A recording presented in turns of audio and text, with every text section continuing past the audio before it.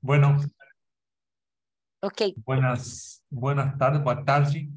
Eh, para buenas. mí, bueno, primero agradecerle a los organizadores, en especial a Juan, que me permite introducir al próximo invitado, Manuel Sánchez. Manuel hizo sus estudios de pregrado en la Universidad de Concepción, aquí en Chile, y luego obtuvo el año 2016 un doctorado en matemática aplicada en Brown University. Él trabaja en análisis numérico acá en la Universidad Católica de Chile y en particular en el Instituto de Ingeniería Matemática y Computacional, donde con Manuel somos colegas para mi felicidad. Así que un gusto poder presentarlo para que nos muestre sus resultados, sus temas, y es un título muy atractivo, digamos, combinando discretizaciones espaciales de elementos infinitos con propiedades simplésticas que están siempre asociadas a sistemas hamiltonianos, así que un tema muy interesante, Manuel. Adelante. Bueno, muchas gracias, Eduardo. Espero que mi español chileno se entienda, pero si alguien no entiende, por favor me detiene, ¿ok? Muchas gracias a los organizadores por la invitación. Es realmente interesante toda la gente que está en Zoom. También es muy atractivo para mí dar esta charla a una audiencia que es mucho más amplia a lo que estoy acostumbrado. Como dice Eduardo, yo pertenezco a la comunidad de análisis numérico. Estudié en eso ya en Concepción y también en Brown, y después mi postdoctorado también fue bastante fuerte en numérico, así que salir a dar una charla un poco más amplia es una gran oportunidad y la agradezco. ¿Ok? El título de mi charla es Combining Finite Element Method with Symplectic Scheme for Linear Hamiltonian Systems, algo que comencé a trabajar durante mi postdoctorado. La pregunta con la que comenzamos es bastante distinta a la charla que voy a dar. En realidad, veo esta charla como la charla que me hubiese gustado ver antes de comenzar a hacer mi investigación. ¿Ok? Entonces, espero se entienda desde ese punto de vista. Hay varias cosas básicas, por ejemplo, de sistemas hamiltonianos que quizás van a ser repetitivas o básicas quizás, pero bueno, espero que no, pero a mí al menos me sirvieron bastante eh, o me sirve bastante para introducir después la discretización con elementos finitos. ¿Ok? Bueno, quiero partir, perdón, agradeciendo a mis colaboradores y estudiantes, a Bernardo Cockburn, Jay, Shukai, Kwon y Jaime de Minnesota, Portland State, Wisconsin, MIT, y a mis estudiantes acá de pregrado, de magíster y doctorado, Joaquín, Pablo, Vicente y Cristian. ¿Ok? Ok, el outline de mi charla es el siguiente. Primero, o la divido en tres partes, ¿cierto? Primero voy a hablar de dinámicas hamiltonianas y dinámicas de Poisson para un sistema, o ecuaciones diferenciales de orden finito, y después vamos a ver cómo se extienden a ecuaciones en derivadas parciales en dimensión finita. Después voy a hablar de qué es lo que consideramos nosotros, qué definimos nosotros como Hamiltonian Finite Element Method. Voy a dar tres ejemplos. Primero con Galerkin continuo, que es el elemento finito más común o estándar. Después con la formulación mixta de estos. Y, creo que lo he repetido dos veces ahí, perdón.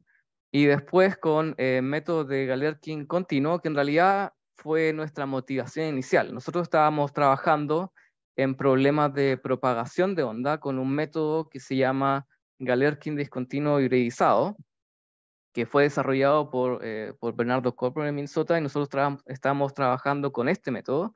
Y cuando yo llegué al problema, estaba la conjetura de que este tipo de método era intrínsecamente disipativo. Entonces, si uno aplicaba estos métodos a la ecuación de onda, por ejemplo, la ecuación de onda escalar, se tenía siempre disipación. ¿Ok? Durante el transcurso de nuestra investigación, la idea era encontrar un método que no fuese disipativo, que conservara la energía, por ejemplo. ¿Ok? Y eso fue con lo que comenzamos, nuestra respuesta fue afirmativa. Pudimos encontrar este método, y la forma en la que encontramos nuestro approach estaba basado en la estructura hamiltoniana de las ecuaciones, y así comenzamos a desarrollar lo que espero presentarle hoy. ¿Ok? Solo para motivarlos o motivar el tema, ¿cierto? Déjenme mostrarle una pequeña animación de cuáles son los posibles peligros de tener métodos disipativos con no disipativos. ¿Okay? No sé si, creo que el video no se está viendo, pero usted, no sé, Eduardo, ¿me puede decir si estoy mostrando el video ahí? Ahí sí, sí, se ve. Ok, Se ve. perfecto. Ok, déjenme comenzar esto de nuevo. Entonces acá, la idea acá es, tienes un dominio cuadrado, ¿cierto? Un problema de juguete, tienes un dominio cuadrado, una onda que está vibrando, ¿okay? Un breather, se conoce ese tipo de ejemplo. A la izquierda vamos a correr el ejemplo con un método disipativo, a la derecha con un método conservativo o hamiltoniano. En realidad este es nuestro método. ¿Okay? Si veamos que observamos, al principio se ven bastante parecidos, pero a medida que avanza el tiempo, como es de esperarse, ¿cierto? El método disipativo pierde toda estructura de la onda. En cambio, el método que conserva la energía mantiene esta forma de la onda. ¿Okay? Entonces, este ejemplo de juguete ejemplifica exactamente el propósito de nuestra investigación. ¿Okay? No sé si puedo correrlo de nuevo. ¿Okay? Solo para notar acá, ¿cierto? Ambos métodos tienen el mismo orden de convergencia. La malla es exactamente la misma. ¿Qué significa eso? Que estoy utilizando el mismo tipo de polinomios para aproximar en cada triángulo. O sea, desde ese punto de vista, los métodos en términos de propiedades de aproximación son idénticos. Tienen las mismas propiedades de aproximación. La única diferencia es que el de la derecha conserva energía y el de la izquierda no. ¿Okay? Otro ejemplo de juguete, o para qué queremos utilizar esto, podría ser este. No sé si se alcanza a ver ahí, Eduardo. Sí, se ve. Este, claro, es un ejemplo medio de juguete, de guía de onda, ¿no? Entonces uno tiene que me volver atrás, uno tiene una onda inicial, ¿cierto? Que se propaga y queremos ver cómo llega esto después de un canal, ¿cierto? A propagarse en este canal. ¿Okay? Entonces obviamente esta es la simulación con el método conservativo. Entonces podemos ver que al llegar al final del canal sí hay onda propagándose. Si lo mismo con el método disipativo, al final del canal no habría onda propagándose. ¿Okay? Otro ejemplo podría ser este. Este es un ejemplo de elastodinámica. Esta es una onda elastodinámica, ¿cierto? Este es un benchmark problem que se conoce como el problema de Lamb. Entonces, fíjense, déjenme detenerlo acá. Hay unas explosiones que se parecen acá en la parte de la superficie. Si quieren, veamos esto como un pedazo grande, ¿cierto?, del suelo. Entonces, arriba estaría la superficie, hay una de esas explosiones, y nos interesa saber cómo se propaga esta onda, ¿no? Esto está obviamente conectado con un problema inverso, ¿cierto?, con el cual podríamos inferir cuáles son las propiedades del subsuelo. ¿Okay? Entonces, este otro tipo de problema que nos interesaría saber, ¿cierto?, cómo se propaga la onda en términos de magnitud, que no achique, que no disminuya su amplitud, por ejemplo. ¿Okay? Entonces acá se propaga esta onda y nos interesaría modelar este tipo de problemas o calcular este tipo de problemas con los métodos que estamos desarrollando ahora. ¿Okay? Entonces, en general, la aplicación de estos métodos es cualquier problema donde la integración en tiempo sea prolongada. ¿Okay? Ahí es cuando este tipo de métodos marca una diferencia con los métodos disipativos. ¿Okay? Voy a volver a las slides ahora. Ajá. Un segundo. No. Por favor, Eduardo, ¿me cuentas si estoy Ahí mostrando la bien? estamos viendo. Perfecto, ok. Gracias. Entonces tenemos el outline nuevamente. Ok, la primera parte, Hamiltonian and Poisson Dynamics. Finite Dimensional Hamiltonian Systems. Ok, entonces, ¿a qué nos referimos con un sistema hamiltoniano? Nos referimos a este tipo de ecuación diferencial ordinaria, ¿cierto? Donde tenemos las variables P y Q, variables canónicas, y tenemos también una función h, de tal forma que el sistema de ecuaciones diferenciales ordinarias se ve de este tipo. ¿Okay? Y además, obviamente, tenemos una condición inicial asociada a esto. ¿Okay? Entonces acá h es el hamiltoniano o función hamiltoniana, P y Q las coordenadas canónicas. ¿Okay? Ahora una definición equivalente sería con una variable u, ¿cierto? Que sea el p y el q al mismo tiempo. Y el h nuevamente ahora depende solamente del u. Y introducimos esta matriz j, que llamamos la matriz estructural. Entonces, el sistema que definí arriba sería equivalente a este que está acá con esta matriz J. Entonces, a esta matriz J que tiene el 0 menos la identidad y el 0 le llamamos la matriz de estructural canónica, ¿okay? Porque nos lleva exactamente al sistema hamiltoniano canónico. ¿Okay? Una de las propiedades interesantes de un sistema hamiltoniano es la conservación de la función hamiltoniana. ¿Qué quiere decir esto? Que, bueno, no lo dije, perdón, pero cuando estoy hablando del punto sobre la variable, me refiero a la derivada en tiempo, a la derivada con respecto a la variable independiente t en este caso. ¿Okay? Entonces, la derivada, ¿cierto?, del hamiltoniano en tiempo, ¿cierto?, es 0. Y eso se puede demostrar fácilmente con esta línea que aparece acá. ¿Okay? Entonces, es una de las propiedades interesantes de los sistemas hamiltonianos. Ok, veamos un ejemplo solo para recordar o para situar, ¿cierto? Este tipo de ecuaciones, ¿cierto? Está el péndulo matemático o el oscilador armónico, ¿cierto?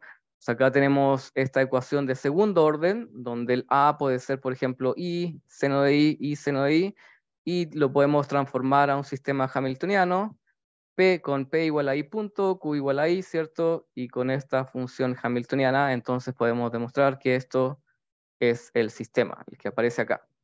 ¿Okay? Entonces eso tiene estructura hamiltoniana, donde la función hamiltoniana va a ser este H que está en cursiva. ¿Okay?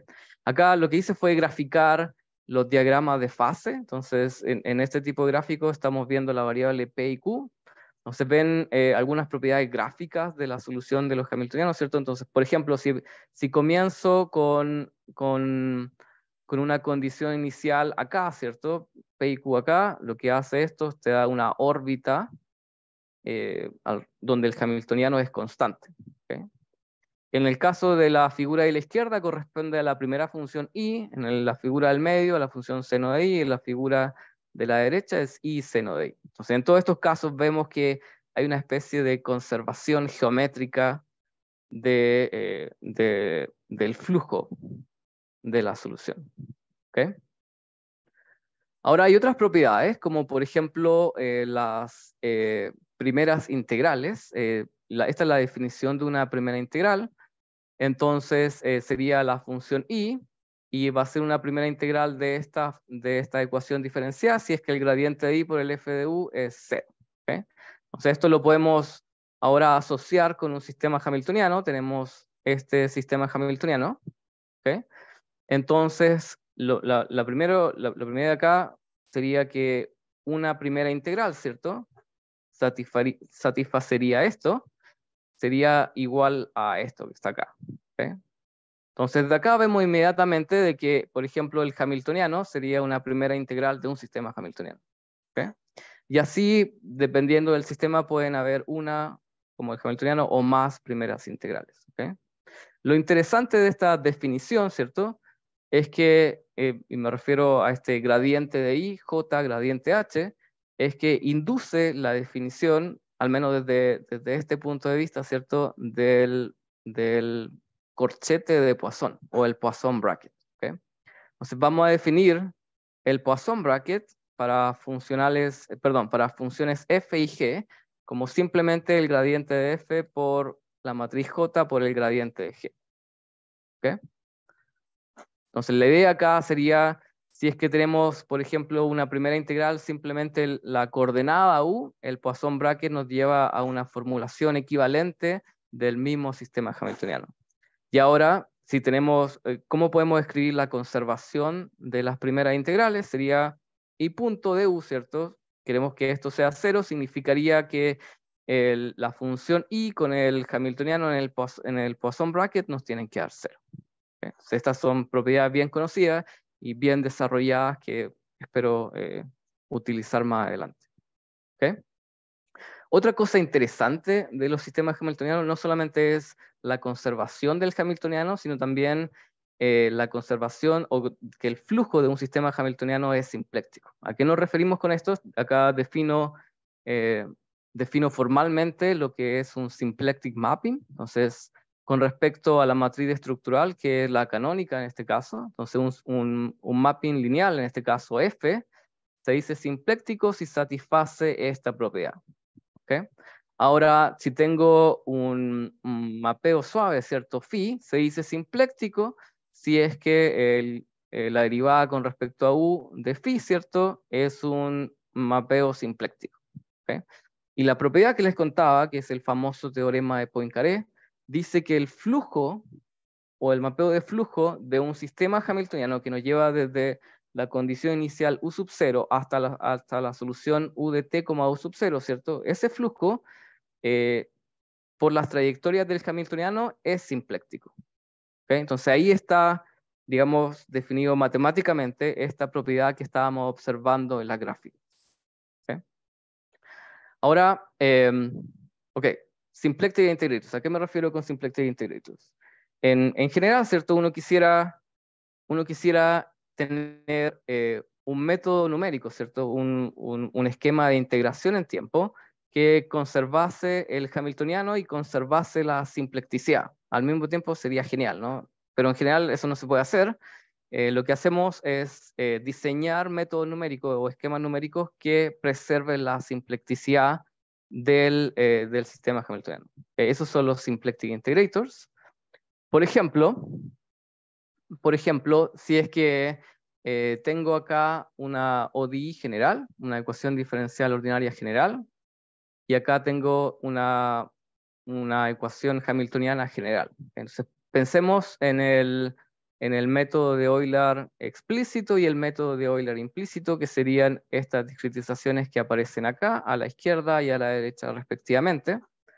¿Okay? Entonces, si aplicamos estos métodos a la ODI hamiltoniana, nos quedaría respectivamente el método que aparece a la izquierda sería el explícito, el método que aparece a la derecha sería el implícito.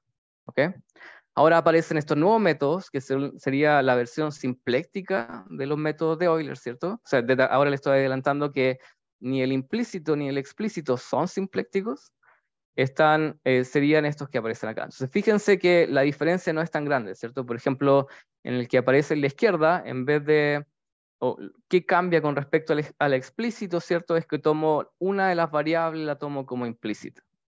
Y después en el que está a la derecha, que también es simpléctico, la otra variable la cambio como la implícita. ¿Okay? Veamos el efecto de esto. Entonces, imagínense que tienen un conjunto de condiciones iniciales que son esta bola que está en gris. ¿Okay? Y este conjunto de bolas iniciales calculo su evolución mediante el método de Euler simpléctico. Y estas serían las bolas que estoy dibujando acá en azul. Entonces lo que pasa con la evolución del método de Euler explícito es que da una vuelta en el diagrama de fase, ¿cierto?, de las soluciones y llega hasta, digamos, el que debiese ser el mismo punto inicial, pero queda completamente fuera de lo que era la condición inicial. ¿Okay? En cambio, con el método de Euler implícito pasa exactamente lo opuesto. Se está disipando en este caso, entonces queda fuera, pero un poco más abajo que la primera onda, que el primer conjunto de condiciones iniciales. ¿Okay? En cambio, el método de Euler simpléctico, pueden ver acá, ¿cierto?, que no se distingue del primer conjunto de condiciones iniciales con la última bola que llegó hasta ahí. O sea, replica más o menos la misma trayectoria que ese conjunto de condiciones iniciales. ¿Okay? Acá, para un punto, ¿cierto? Si es que comienzo desde un punto, creo que el punto debiese estar alrededor de acá, ¿cierto? Esta es la evolución mediante el método de Euler explícito, el implícito y el simpléctico. ¿Okay? Entonces ven que el explícito diverge, el implícito tiende a disipar, el simpléctico mantiene la órbita de la solución. ¿Okay? Entonces esta es una buena ilustración. ¿Por qué, cierto, sería mejor utilizar el método de Euler simpléctico que los otros dos métodos para un sistema hamiltoniano? Acá vale resaltar que los tres métodos son de primer orden. ¿Okay? Entonces no es una cuestión de orden, sino que las propiedades simplécticas del método. He dicho bastantes veces las propiedades simplécticas del método de Euler. ¿A qué me refiero con esto? Me refiero, esta es la definición formal de un esquema simpléctico de un paso. Me refiero a que el flujo que nos lleva desde el paso anterior, UN, al UN más 1, ese flujo lo llamo psi sub delta t, es simpléctico si es que el psi es un mapeo simpléctico, ¿okay? Con la definición que di anteriormente. ¿Okay?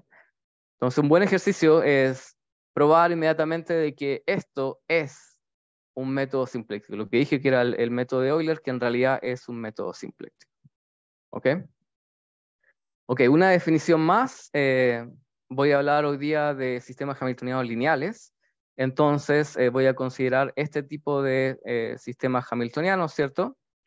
De A por U simplemente en el lado derecho. ¿Ok?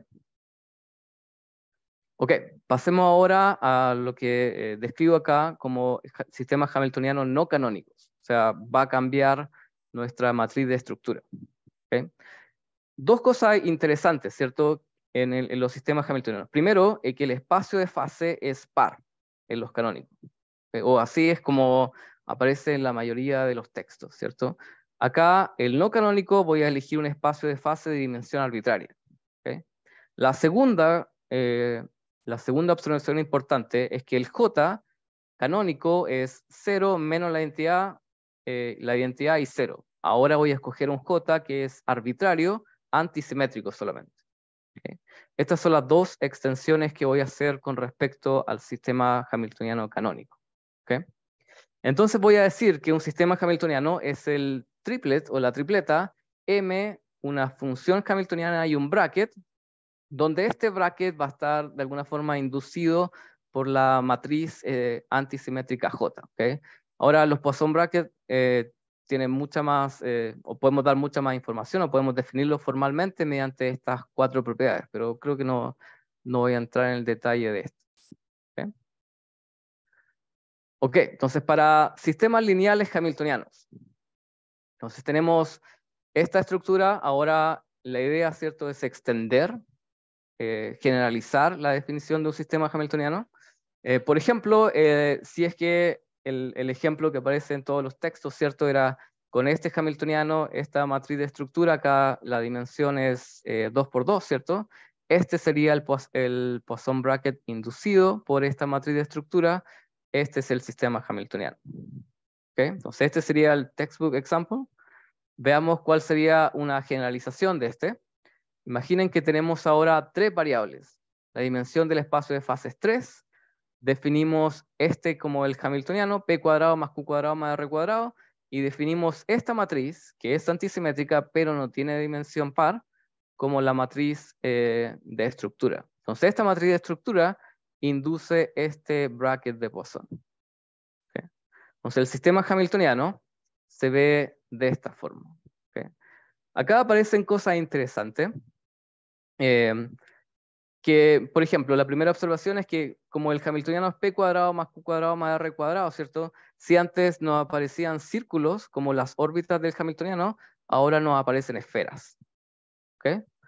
Otra cosa interesante es que este tipo de sistemas generalizados tienen primeras integrales lineales, ¿cierto? Más que el hamiltoniano. Una de estas sería esta que aparece acá. ¿Okay? Que sería exactamente, o que estaría en dirección a este plano normal. Déjenme ilustrar esto con una figura. ¿Okay? Entonces, por ejemplo, acá estoy ilustrando el hamiltoniano, ¿cierto?, en una esfera. Lo que aparecen acá, ¿cierto?, las órbitas serían exactamente la órbita que daría la solución. ¿Okay? Entonces, si tú comienzas en este punto que está acá, la evolución de este sistema hamiltoniano no sería cualquier órbita en la esfera, sino que sería una ortogonal a esta primera integral, que es exactamente en la misma dirección que el C que les mostré anteriormente. ¿Okay? Entonces, esta sería la dinámica en este espacio de 3×3, que es no canónico. Acá ven otra vista de la misma figura, ¿cierto?, pero desde arriba, donde se ven que todos los círculos de la órbita son efectivamente concéntricos. ¿Okay? Ahora, ¿qué pasa si es que aplicamos un método simpléctico que está bien definido, ¿cierto? Cuando tenemos sistemas hamiltonianos canónicos, ¿qué pasa cuando lo aplicamos a este tipo de sistemas que no son canónicos? Acá tengo una respuesta con dos métodos. Entonces, si se fijan, el método simpléctico nos da una órbita aproximada de las órbitas, pero sigue siendo ortogonal a este espacio. Entonces eso es interesante porque si bien no es exactamente la misma órbita, pero sí es ortogonal, o sea, mantiene la primera integral que aparece ahí. No sé si se alcanza a ver el verde que es distinto al rojo ahí. Entonces se ve un poco fuera de la órbita, ¿no? Sí, se nota. ¿Sí? Ok, y acá está la misma figura, pero vista desde arriba. Ok. Ahora, esta es nuestra primera generalización, ¿cierto? No dice decir nuestra, porque obviamente hay más autores que han hecho esto antes que nosotros. Nosotros simplemente estudiamos esto y tratamos de verlo cómo se aplicaría a nuestros sistemas que salen de la discretización de ecuaciones diferenciales parciales. ¿Okay? Entonces, lo primero que voy a hacer antes de introducir los métodos es introducir el tipo de ecuaciones que queremos resolver. ¿Okay? Entonces, si queremos pasar de dimensión finita a dimensión infinita, tenemos que reemplazar las derivadas que aparecen del hamiltoniano, ¿cierto? Por derivadas de funcionales. Entonces, ahora el hamiltoniano, en vez de ser una función, pasa a ser un funcional. Nuestro espacio de fase ya deja de ser de dimensión finita. Y nuestro Poisson bracket se puede definir de forma análoga, ¿cierto? Pero con las derivadas de los funcionales. ¿Okay? El J, que antes era solamente una matriz, ¿cierto? Con dimensión finita, ahora puede ser un operador antisimétrico. ¿Okay? Entonces, con estas definiciones podemos probar que, por ejemplo, la ecuación de onda escalar en un dominio acotado, omega, ¿cierto? En la que aparece acá, es un sistema hamiltoniano. ¿Okay? Entonces, introducimos la variable velocidad y escribimos esto como un sistema de primer orden. Y introduciendo este hamiltoniano, observamos que la ecuación tiene estructura hamiltoniana. ¿Okay?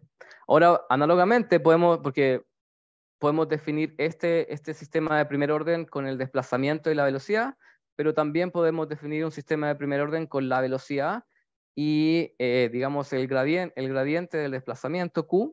Tenemos un segundo sistema de primer orden y podemos demostrar que ambos son un sistema hamiltoniano. Lo que cambia acá es la matriz de estructura. Fíjense que el J acá se parece bastante al canónico, en cambio el J del segundo sistema, ¿cierto? Aparecen operadores diferenciales. ¿Okay? Entonces todo esto está bien definido, acorde a la definición que di anteriormente. ¿Okay?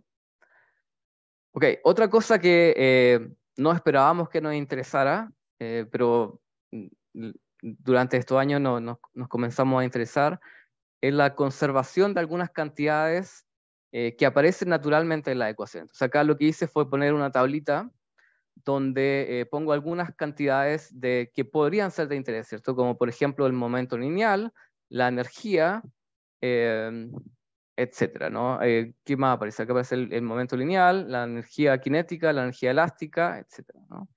Y las leyes de conservación que aparecen propias de la ecuación de onda escalar serían estas. Entonces acá el eta, ¿cierto? Sería la variable que aparece en la izquierda y el f de eta sería el flujo que aparece acá a la derecha. ¿Okay? Entonces, esta ley de conservación se satisface. La pregunta es, si tú resuelves con un método, ya sea elementos finitos, diferencias finitas, cualquier discretización, ¿satisfaces o no esta ley de conservación?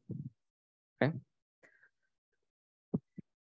Ok, otro tipo de ecuaciones, voy a ir, o me voy a saltar esta slide, pero son la de elastodinámica, el electromagnetismo, son todos problemas en los que trabajamos y pueden leer los papers si están interesados en cada una de ellas. ¿Okay? Ok, veamos a qué le llamo Hamiltonian Finite Element Method. ¿Okay? Entonces veamos nuevamente la ecuación de onda, ahora con la formulación variacional de la ecuación de onda. Partamos con la forma primal. Le llamo la forma primal cuando tengo las ecuaciones para el desplazamiento y la velocidad solamente. ¿Okay? Entonces esta sería la forma primal. Fíjense que acá aparecen espacios H01 para la forma primal. Entonces, esto indica, ¿cierto?, que podría, o la discretización obvia, ¿cierto?, sería utilizar método de Galerkin continuo. ¿Okay? Acá lo que hago es, en esta slide, es mostrar rigurosamente, ¿cierto?, con el cálculo de las derivadas variacionales, que efectivamente llego a este tipo de sistema que tiene la estructura hamiltoniana. ¿Okay? Ahora veamos los métodos de Galerkin continuo, cómo se aplican a la ecuación de onda. ¿Okay? Entonces, un método de Galerkin continuo, como les dije, ¿cierto?, aparecía el espacio H01. Lo que hago es coger un subespacio del espacio H01. Por ejemplo, si es que tomo el espacio BH, donde tengo funciones continuas y en cada elemento de esta triangulación lo elijo como lineal. Un ejemplo de un tipo de función sería la que aparece acá a la derecha, ¿no? Entonces, nuestro método de elemento finito estándar sería el que escribo acá, ¿cierto? Con el espacio B sub h y la aproximación U sub h y B sub h en este espacio. ¿Okay? Ahora, ¿cómo podemos ver de que este método tiene o es hamiltoniano o tiene la estructura hamiltoniana que ojalá herede, ¿cierto?, de la ecuación diferencial parcial? Veamos primero si es que lo escribo como un sistema de ODEs, que sería el equivalente a un método semidiscreto o el método de las líneas como se conoce en diferencia finita. ¿Okay? Entonces, ¿qué podríamos hacer?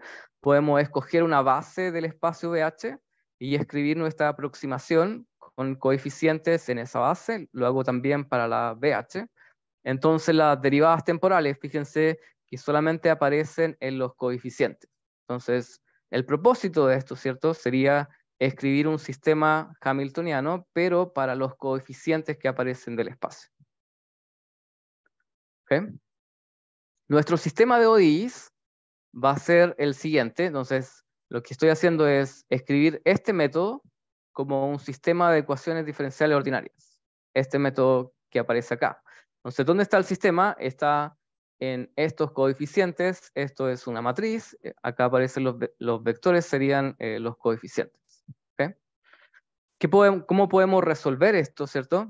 Lo podemos resolver, por ejemplo, con el método de Euler explícito, que sería simplemente utilizar aproximaciones en el tiempo n+1 y en n y reemplazar en los coeficientes. Esto es solamente un ejemplo para que vean dónde está realmente el sistema de ecuaciones diferenciales ordinarias. Ok. Ok. Entonces, hasta acá, ¿cierto? Les hablé, ¿cierto?, de cómo sería el sistema, cómo aparece el sistema de ecuaciones diferenciales ordinarias.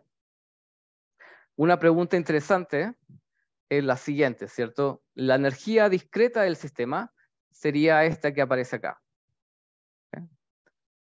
Esta que aparece acá. Entonces, una pregunta interesante es, ¿cómo puedo hacer que la energía discreta del sistema se mantenga en el tiempo? ¿Okay? Tal como pasa con la ecuación continua. O sea, acá muchos autores habían reportado, ¿cierto?, de que utilizando uno de los métodos más famosos, que sería el de Crank-Nicolson, se obtiene una conservación de esta energía discreta. O sea, una de las preguntas acá es, ¿por qué con Crank-Nicolson funcionaba? La respuesta fue que Crank-Nicolson, o aplicado a esta ecuación, es en realidad un método simpléctico. Entonces lo que estaba pasando es que estaba discretizando con un método simpléctico una ecuación que ya tenía la estructura hamiltoniana. Entonces me llevaba a la conservación de la energía. ¿Okay? Ahora, volviendo, este claim, ¿cierto?, de que el sistema en realidad tiene estructura hamiltoniana, lo podemos ver de la siguiente forma. Podemos llevar el sistema que escribí anteriormente para los coeficientes a una forma matricial. ¿Okay? Entonces acá hay varias cosas que se simplifican en la notación, me parecen una matriz diagonal, U punto B punto, esta matriz con el mismo vector V y un vector F que no depende de la variable. ¿Okay? Entonces lo que puedo hacer ahora es escribir el mismo hamiltoniano en términos de las variables, en términos de estas matrices. ¿Okay? Entonces al escribirlo en términos de las matrices, puedo ver que su derivada es en realidad esta matriz por el mismo vector V y el F. ¿Okay? Entonces la idea es que la siguiente slide es que la forma hamiltoniana se revela para los coeficientes porque puedo escribir estas derivadas, ¿cierto? En términos de una matriz J, que es antisimétrica por la derivada del hamiltoniano. Entonces ahí está claramente la forma hamiltoniana del método, ¿okay? Que está escrito para los coeficientes. ¿Okay? Hay otra forma que en realidad es la forma que les estoy mostrando ahora, es la más reciente de cómo derivamos la estructura hamiltoniana. En realidad comenzamos derivando o pensando que nuestra solución de elementos finitos estaba en un espacio BH general, ¿cierto? Y lo que hacíamos era tomar las mismas derivadas variacionales, pero con respecto a este espacio. O sea, teníamos funcionales o derivadas funcionales con respecto a estas funciones que tenían dimensión finita.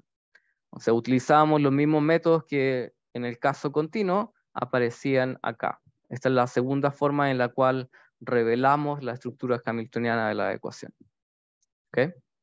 Ahora, déjenme cambiar a la forma mixta del problema. Entonces acá tenemos la misma ecuación de onda, pero con una forma mixta. Entonces en vez de el desplazamiento y la velocidad, aparece la velocidad y Q, que Q era una constante por el gradiente del desplazamiento. ¿Okay? Entonces, como les dije, esta forma también tiene estructura hamiltoniana con el hamiltoniano equivalente, pero escrito en términos de Q en lugar del desplazamiento, pero la forma hamiltoniana es con respecto a otro operador J. O sea, este operador J tiene componentes en las cuales aparecen en operadores diferenciales, en este caso la divergencia y el gradiente. ¿Okay? Entonces acá podemos demostrar que tiene estructura hamiltoniana mediante las mismas definiciones de las derivadas funcionales del bracket de Poisson. Podemos mostrar, por ejemplo, ¿a qué nos referimos que tiene estructura hamiltoniana? ¿Cierto? Por ejemplo, si es que queremos mostrar que la primera ecuación sale de la estructura hamiltoniana de las ecuaciones, comenzamos con esto, ¿cierto?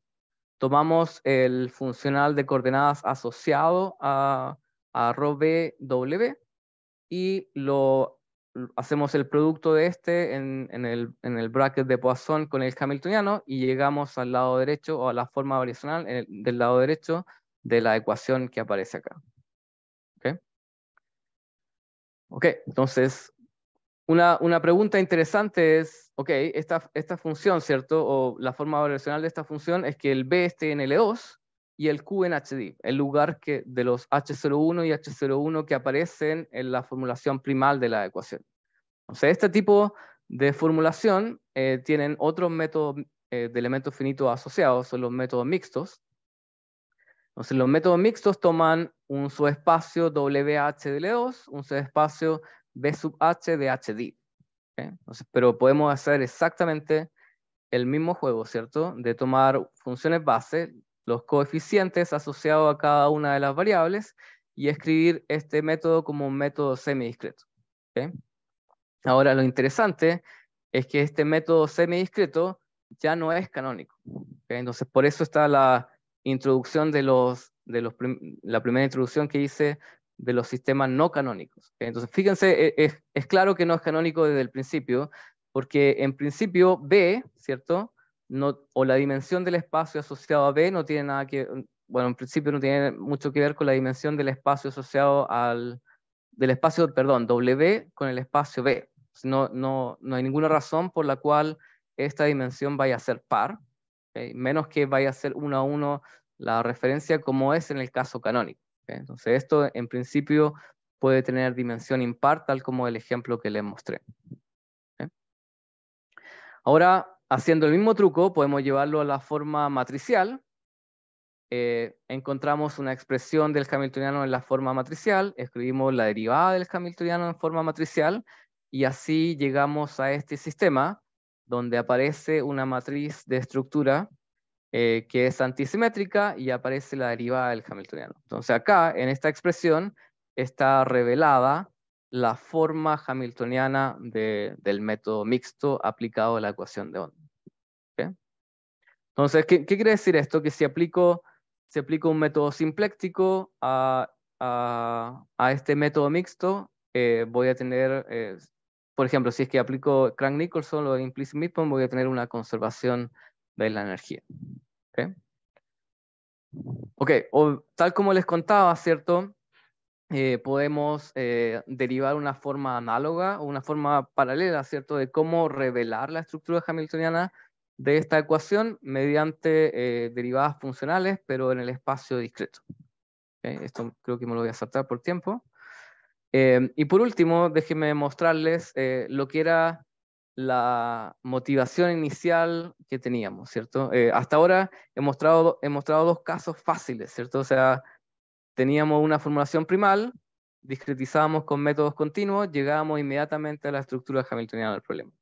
Después teníamos una formulación mixta, hacíamos métodos mixtos, llegábamos inmediatamente a una formulación hamiltoniana del problema. Esto no pasa si es que damos la libertad a los espacios de aproximación que sean discontinuos, como en el método de Galerkin discontinuo. O sea, en el método de Galerkin discontinuo tenemos aproximaciones que están ilustradas por esta figura acá, que son independientes en un triángulo con respecto al otro. Entonces podemos tener, por ejemplo, una aproximación que tiene un valor en un triángulo, después tiene otro valor en el triángulo, y no necesariamente son continuas en los lados de los triángulos. Típicamente uno elige este tipo de espacios, donde aparecen espacios locales, que típicamente también se escogen como polinomios de grado K en cada una de los elementos. Entonces, aparecen este tipo de formulación. En realidad, este tipo de formulación fue el primer método de Galerkin discontinuo hibridizado que apareció para la ecuación de onda, el cual los autores podían probar de que la energía o la derivada de la energía era en realidad esto. Oh, creo que me equivoqué acá. Este signo debe ser positivo.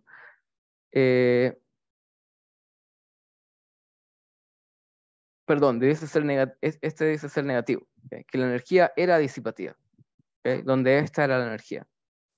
Entonces, como les contaba al principio de la charla, esto indicaba o hacía pensar, ¿cierto?, que el método era disipativo de por sí. Esto fue encontrado en este paper que está acá. Entonces, habían preguntas, ¿cierto?, si es que el método de HDE era siempre disipativo y si es que podíamos encontrar un método óptimo de HDE y que además conservase la energía. Entonces, esta fue la primera pregunta con la que comenzamos la investigación. Acá hay unos resultados, ¿cierto?, unas figuras que ilustran la comparación del método que propusimos con el método de HDE que les acabo de mostrar. Por ejemplo, acá hay aproximaciones para el desplazamiento, para la velocidad y para el gradiente. Entonces, por ejemplo, si nos fijamos en el desplazamiento de esta onda sinusoidal, aparece una aproximación del desplazamiento en rojo, ¿cierto?, donde obviamente vemos que la amplitud de la onda decae con respecto a la exacta. En cambio, para el método que proponemos que conserva la energía, vemos que mantiene la amplitud. Obviamente hay otro tipo de errores que van asociados con las aproximaciones, como es la dispersión que se ve evidente en estas figuras. Este es un ejemplo en 2 dimensiones, bastante parecido. Entonces, lo que estoy haciendo acá es, imagínate, tienes una solución exacta con condiciones de borde periódica y que se va moviendo en la dirección diagonal. Entonces, después de cierto tiempo, aparece nuevamente esta figura en el medio. Entonces, por ejemplo, para t igual a 10, lo que aparece acá a la izquierda es la solución exacta, lo que aparece al medio es la solución mediante el método disipativo, y lo que aparece a la derecha es la solución mediante el método que nosotros propusimos, que era el método hamiltoniano, o que contenía la estructura hamiltoniana de la ecuación.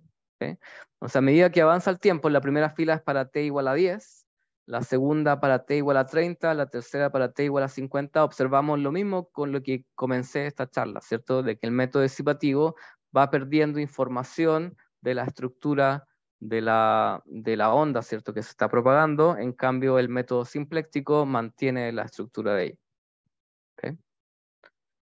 Ok, entonces, ¿cuál es este método? ¿O cómo apareció este método? Es este que aparece acá. Entonces, lo que hicimos fue, en lugar de discretizar para la velocidad y el gradiente, fue discretizar para el desplazamiento. No dice decir discretizar, sino que escribir las ecuaciones de tal forma que evolucionan para el desplazamiento y la velocidad. O sea, este es el método que propusimos, y lo que interesantemente, tuvimos que modificar el hamiltoniana para poder demostrar la estructura hamiltoniana de la ecuación. Entonces, en el hamiltoniano aparecen los dos términos que están en la energía continua, pero ahora tenemos una especie de control de la estabilización del método de Galerkin discontinuo. ¿Okay? Ok, ya para terminar, ¿cierto? Podemos hacer exactamente lo mismo. Podemos escribir este método en términos de los coeficientes de la solución, los U sub i, los Q, los B sub i y los U gorro, como un sistema en el cual apreciamos la estructura hamiltoniana de las ecuaciones. En realidad llegamos a este sistema donde aparece la misma matriz estructural que es la canónica en este caso, y obtuvimos expresiones para la derivada del hamiltoniano con respecto a las variables. ¿Okay? Creo que me voy a detener después de esto. Estas son referencias de nuestro trabajo desde el 2018-17 hasta adelante. Déjenme llamar su atención al número 7, que es un paper que acaba de ser aceptado, en el cual estoy basando esta charla. Hay varios ejemplos que muestran o describen el proceso de esta investigación. Un ejemplo más de la ecuación de onda escalar, ¿cierto? Acá tenemos un frente de onda que va a chocar con esta figura, ¿cierto? Queremos ver cómo se propaga las cantidades físicas de esto, ¿no? Entonces acá tenemos para un tiempo determinado, después se va acercando, choca con la onda y queremos ver qué pasa con las cantidades físicas asociadas al sistema. ¿Okay? Entonces, por ejemplo, ¿qué pasa con la energía en el gráfico de la izquierda? Si es que utilizamos un método disipativo, la energía se va completamente. Si es que utilizamos el método simpléctico, tenemos una conservación casi de orden de máquina del método. ¿Okay? Y esto lo podemos replicar para el método de Galerkin continuo, el método mixto y el método de HDG.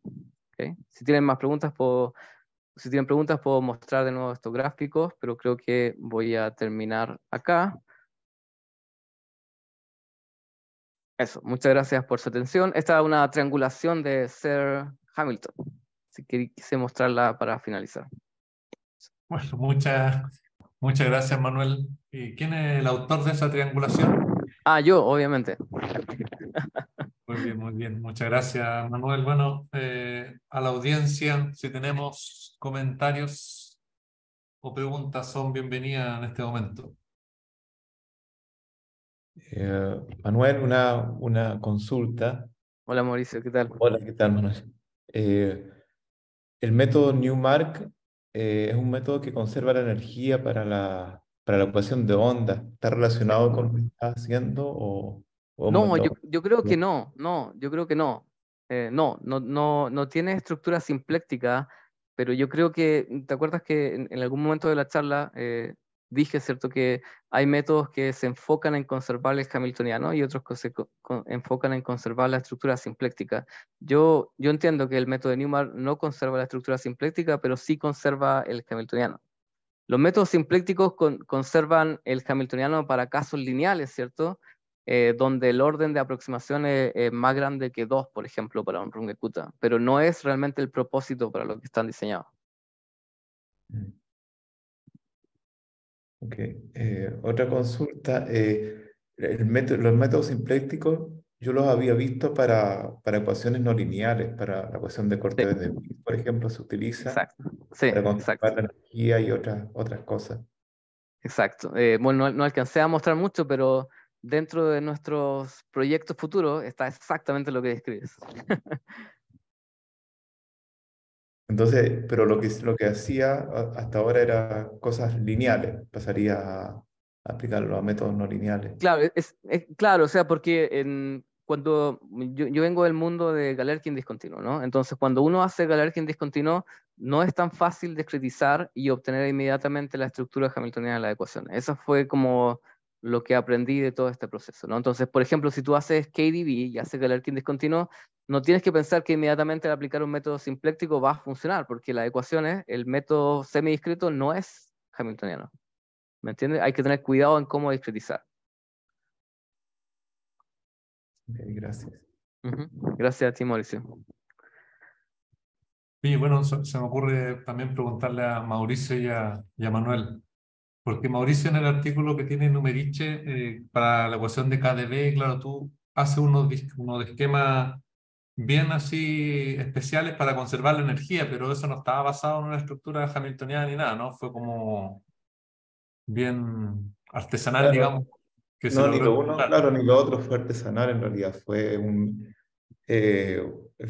eh, forcé la no linealidad a que conservara la energía y conservara eh, otras cantidades también que interesaban.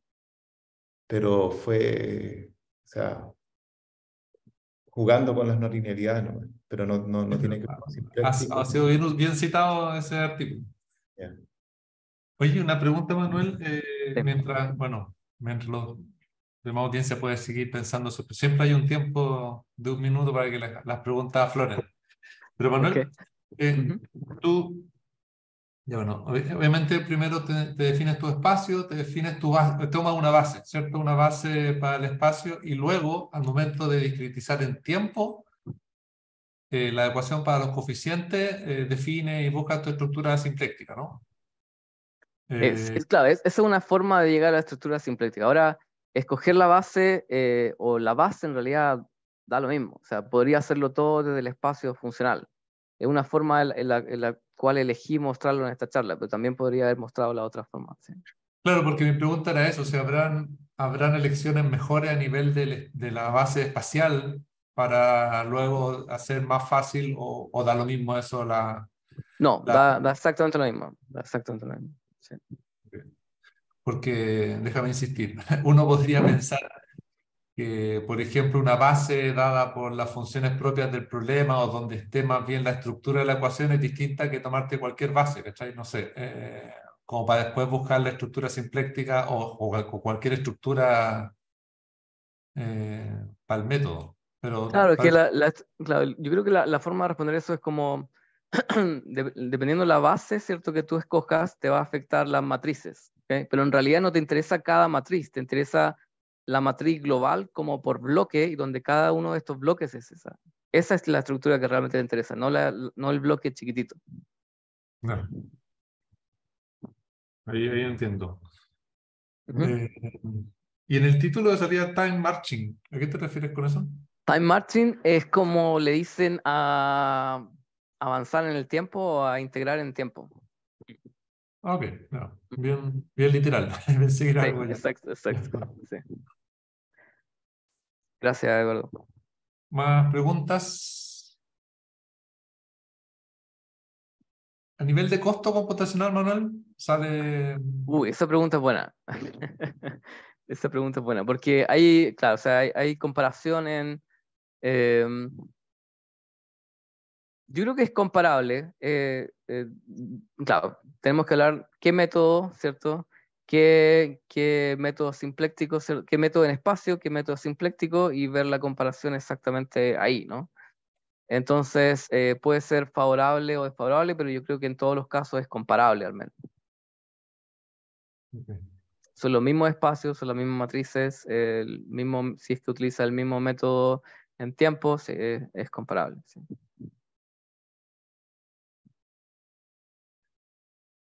Vamos a hacer su última oportunidad. Si no, bueno, vamos a agradecer a Manuel por la Ujú. charla, bueno, y a los dos charlistas por sus presentaciones el día de hoy. Gracias, Manuel. Bueno, muchas gracias de nuevo por la invitación.